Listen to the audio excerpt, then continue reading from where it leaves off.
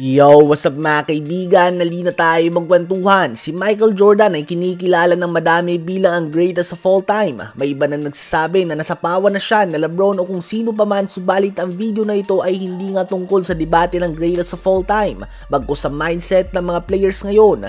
Noong panahon ni Jordan ay hindi pa gaanong uso ang 3 points. In fact, sa kanyang unang taon sa NBA ay 4 na taon pa lamang na may 3-point line sa liga at sa kolehiyo ay wala pa din nga 3 points.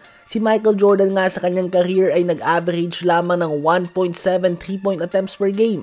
Kaya naman noong 1992 NBA Finals ay sobrang big deal na nga ng The Shrug game kung saan gumawa siya ng 6 3-pointers sa first half. Ngayon nga ay baliwala na ito. Kahapon lang nga ay gumawa si Nikola Jokic ng 4 na 3 points sa first quarter lang at walang balita tungkol dito. Subalit matapos ang The Shrug game ni Michael Jordan, sinabi niya ang isang bagay na tila ba nagpapakita ng mindset ng mga players ngayon. Ayon kay MJ, my 3-point shooting is something that I don't want to excel at because it takes away from all phases of my game. My game is a fake drive to the hole, penetrate, dish off, and dunk. When you have that mentality, as I found out in the first game of making threes, you don't go to the hole as much. You go to the 3-point line and you start sitting there waiting for someone to find you. That's not my mentality. I don't want to create that because it takes away my other parts of my game. Ayaw niya nga daw na gumaling sa 3 points dahil hihina siya sa iba pang parte ng game o sa mga bagay na magaling talaga siya. Kapag madalas ka nga daw na mag 3 points ay magsisettle ka na dito at hindi ka na aatake ng ganun kadalas sa basket. Madaming halimbawa ng ganitong mga players ngayon.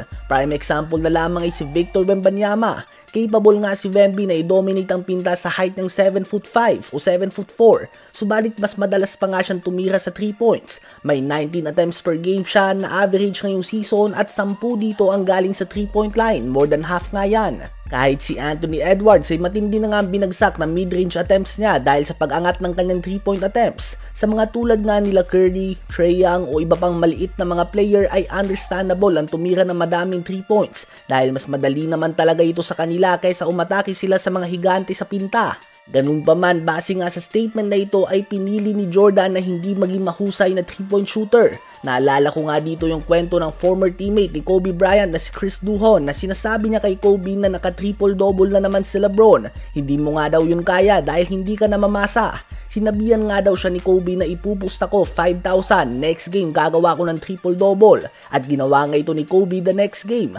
Paliwanag ni Kobe ay kaya na itong gawin palagi, subalit hindi itong hinihingi sa kanya ng team. At sa palagay ko ay ganito nga ang mga great players. Kaya ni Kobe gumawa ng mas madaming triple-double kung gugustuhin niya. Kaya din ni Jordan na gumawa ng mas madaming 3 points kung magfo-focus siya dito. Kaya din ni LeBron o ni Nikola Jokic na manalo ng madaming scoring title kung gugustuhin nila. Subalit nakadepende na lang ito sa hinihingi ng team sa kanila at kung ano bang mas magpapadami ng kanilang mga panalo. Ano ba masasabi niyo tungkol dito?